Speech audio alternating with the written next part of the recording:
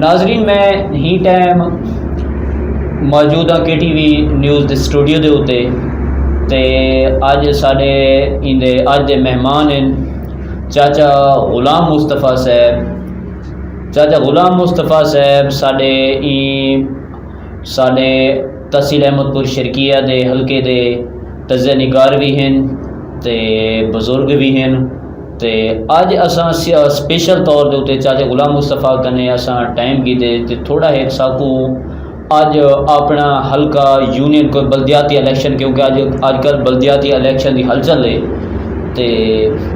Union council नवियां बड़ियां कोई होंदे से असां यूनियन कौंसल इमामों वाले के सिलसिले के चाचे गुलाम मुस्तफा साहब नाल गुफ्तगू करे सूँ कि क्या अजकल सियासत की हलचल है तो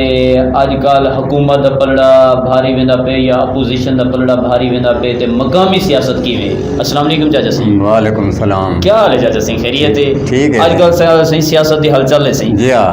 तो माशाल्लाह अपोजिशन हुकूमत तो वैसे लगता पे कि ढाण वाली है ना से ना सही तुसा देवे ना सही ना हुकूमत ढाण वाली है अज भी यानी कि फीसदी नूड़ी दे विच हुकूमत चली वैसी ऐसे आदम एतमाद करा गिनन अपोजिशन वाले कोई हुकूमत वजन वाली कहनी सही हुकूमत वजन वाली है। फजलुर रहमान साहब ने 48 घंटे का टाइम दीते हुकूमत को और 48 घंटा तो गुजर गए फजलुर रहमान दा होंदा तो शशके हैं कोई होंदा प्रोग्राम आपा तेज नहीं बनता। देखो कि साबका परसों वाले दी पीपल पार्टी का जलसा है बहुत बड़े जोर शोर का आवन का दौर पीपी का नजर आना पे ते क्या ख्याल है कि इतना जलसे थींदे पेन ते वो बिलावल भी डेडलाइन दी खड़े जिन्हें इतना भारी अक्सरियत है आखिर पीपी की हुकूमत है ते अपोजिशन विच भी है। अपोजिशन सी कि पंजाब दियां 17 सीटां सारियां की देने अगर इनकी मकबूलियत होवे खैबर पख्तूनख्वा कोई सीट नहीं मिली पीपल पार्टी को नून लीग 4-5 हैं नहीं तुसा ये दसो कि अवाम दे विच इंदी मकबूलियत है तुसा क्या नज़र देवे अवाम तो आदि है महंगाई तो तंग है अवाम में तो इंदी मकबूलियत अपने हुकूमत की क्या नहीं और सही मकबूलियत इंदी है पई महंगाई जी पूरी दुनिया दे विच है कोई साबका दौर दे विच पिछली हुकूमत जिवें हाई महंगाई कितना वधी है हूँ वेले कोरोना दे कहना हाई नहीं पेट्रोल का रेट पिछली दफ़ा 100 ते चढ़ गया हाँ तो यानी कि नवाज शरीफ की हुकूमत यानी कि बहुत सारा महकमा पै गया कि इतना पेट्रोल से 100 रुपए तक पहुँच गया 105 तक गया हूँ 100 ते गिरिया होया हूँ गिराया भी इस दफा 151-52 रुपये है 151-52 है सी आलमी मंडी का रेट वध गए पूरी दुनिया दे विच बाकी दाई रूस की यूक्रेन की जंग की वजह कनू महंगाई ज़्यादा वध गई है दाने की पेट्रोल की इन्ह चीज़ों के एशिया चीज़ां जड़े हैं इन्हों के महंगाई वध गए पूरी दुनिया के एक इमरान खान की हुकूमत कहनी थी अल्लाह की मेहरबानी है अमीर गरीब सारा एक बराबर घिंदा पे कि ये कहनी कि ये महंगाई ही दे दौर खड़ी है थी अल्लाह का शुक्र अदा करें कि वालवी चीज़ मिलती तो पई है ना सी सब्जी होवे हर शय मिलती पई है महंगी सस्ती मिलती पई है लेकिन अल्लाह मेहरबानी करे सी अल्लाह फजल करे सी एको जा टाइम नहीं रह वेंदा। अच्छा हुकूमत दा जलसा थे इतना गिरे इमरान खान आए ये कुछ आधे पिन अवाम आखती पई कि सारे तो बिलाई बैठे इन्हें को अपना मुलाजमे को कट्ठा की बैठा जलसे दे विच इमरान खान हाँ ये अवाम लखां की तादाद ये का मुलाजिम तो कहना अपने दफ्तर या अपना कारोबार नौकरियां छोड़ करें तो उठे गए बैठे हैं अवाम की चाहत है ही तो गए बैठे हैं इन्हें वाल ऐलान किए कि सूबा पंजाब का इन 34 सीटां हैं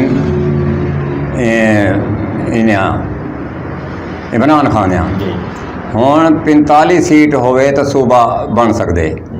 5 सीटां हैं पीपल पार्टी दियाँ पंजाब दियाँ बाकी 10-12 हैं उन्हें नून लीग वाले अगर 45 सीट उन्होंने अपील की है कि अगर ये 45 जो रहे ये वोट देवें चाहता सूबा बन वेंदे। अच्छा ये दसो कि हुण बल्दियाती इलैक्शन आ गए क्या ख्याल इलैक्शन थी सन तो क्या नज़रिया है? बिल्कुल थी सन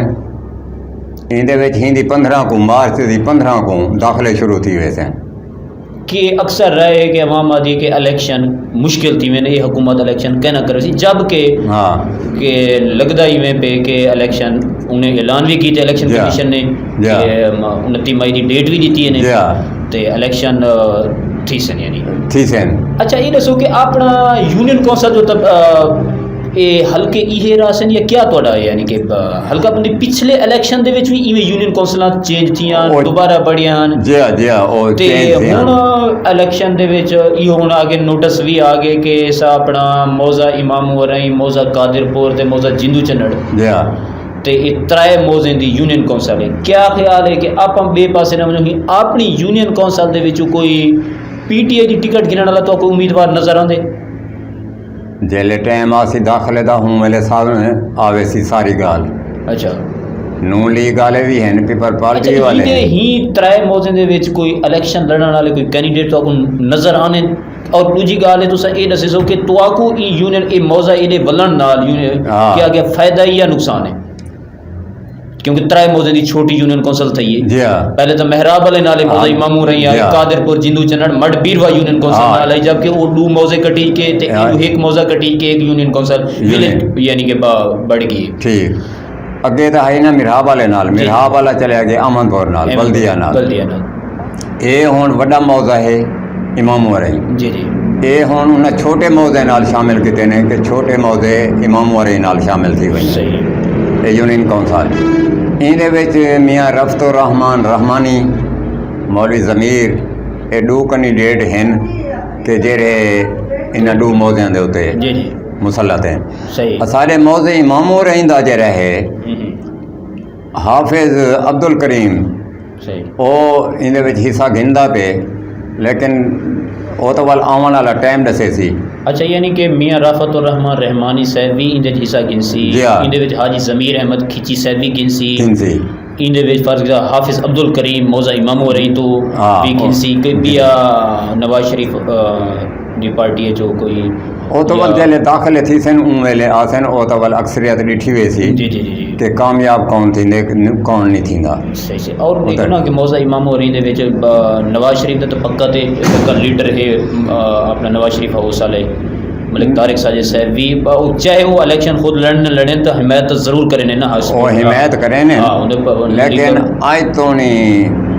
कामयाब तो कहनी थे नहीं खुद नहीं लड़ी भी तो कहनी ना हाँ। खुद लड़े एक बंदा लड़ते तो वाले उन पार्टी की सपोर्टर वह बंदे खड़े हैं जी जी जी बंदे खड़े ने जो बंदे भी खड़े ने। और दूजी गल है ये चीज़ को देखो ना कि नून लीग दी अपने हल्के तहसील अहमदपुर शर्किया दे विच एमपी दी सीट हमेशा जी हाँ। नून लीग दी निकलती है जी हाँ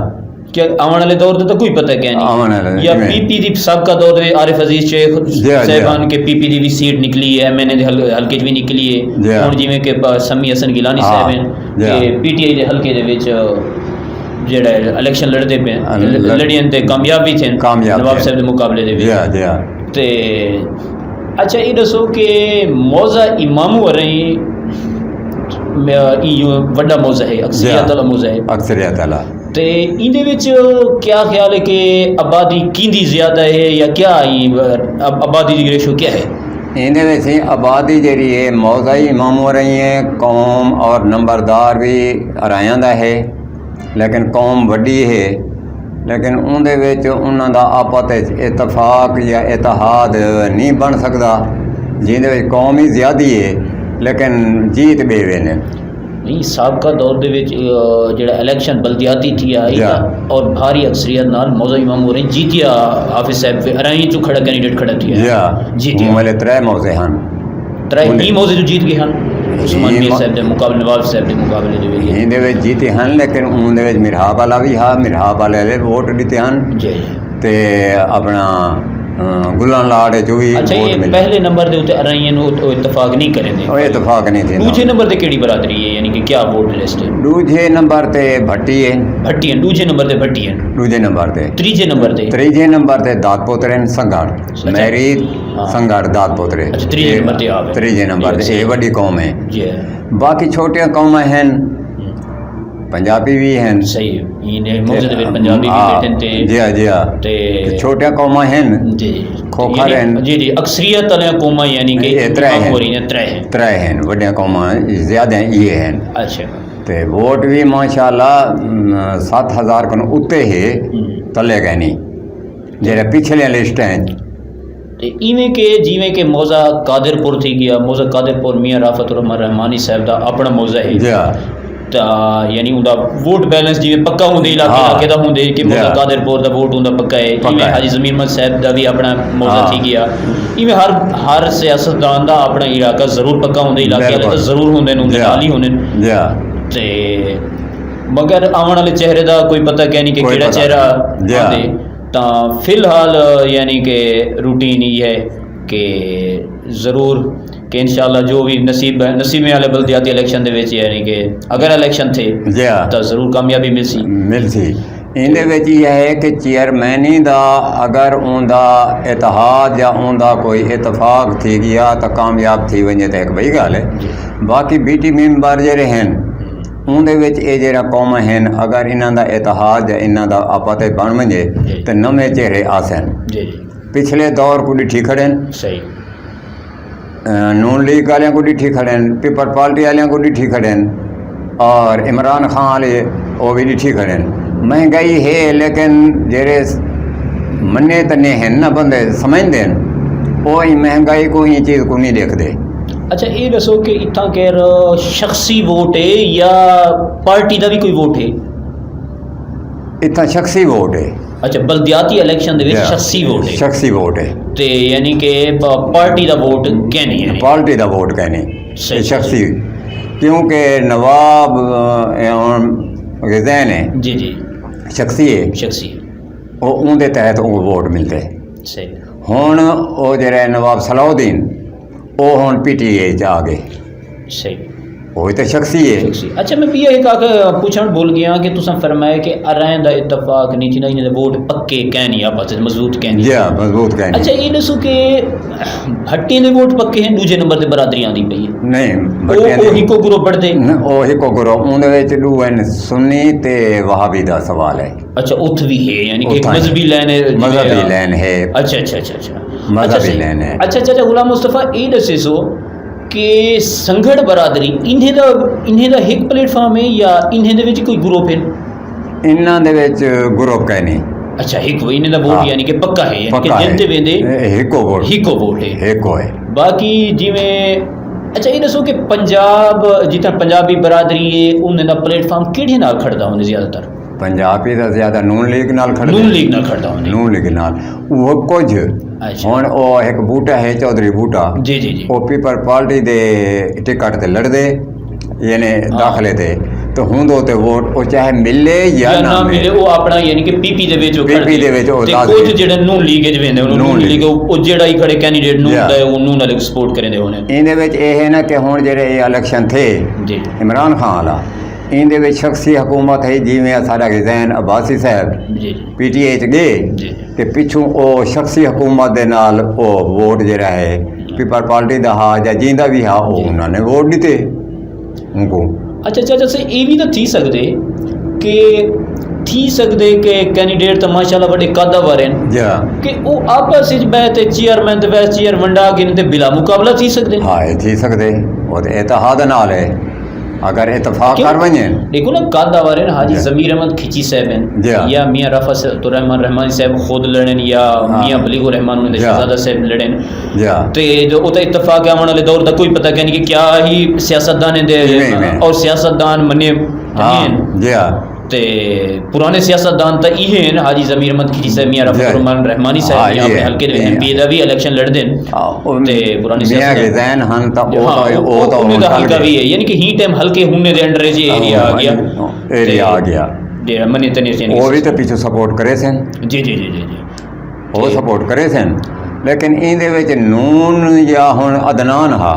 अदनान हर गए हां अदनान हर गए अदनान फरीद साहब हर गए MP दे MP दे ते उहदे विच सपोर्टर या उहदे विच जेह्ड़े हैं इतना नहीं कामयाब थी सके सही कि जेह्ड़ा उनको शिकस्त मिली है 5 साल आखिर रही है अदनान काम ही किते ने लेकिन शिकस्त मिल गई है सही इसे ही तुसा तजिया सुने चाचा गुलाम मुस्तफ़ा साहब दा ते इन्हें अपनी यूनियन कौंसल के बारे अपने हुकूमत के बारे अपोजिशन के बारे तजिया दिते ने ते इंशाअल्लाह अज भी तजिया दिते ने ते इंशाअल्लाह तुहाडे हर हफ्ते ज़रूर जरा तजिया ज़रूर चाचा गुलाम मुस्तफ़ा साहब या सारे बाकी भी इलाके के बुजुर्ग शख्सियत समझदार हैं पुराने कैंडिडेट यानी कि वोटर सपोर्टर हमेशा रहने ते चाचा गुलाम मुस्तफ़ा साहब भी हल्के दे विच हमेशा वोटर भी होंदे ते सपोर्टर भी होंदे ते आखिर क्या हर बंदा वोटर सपोर्टर होंदे कहीं ना कहीं कैंडिडेट दा ते इन्हें एक यानी कि ही टाइम कोई पार्टी के हिसाब नाल गुफ्तगू कहनी की ही टाइम इन्हें गुफ्तगू यानी कि ही इलाके का जो निज़ाम चलता पे या जो आने वाले दौर दे विच जो चीज़ है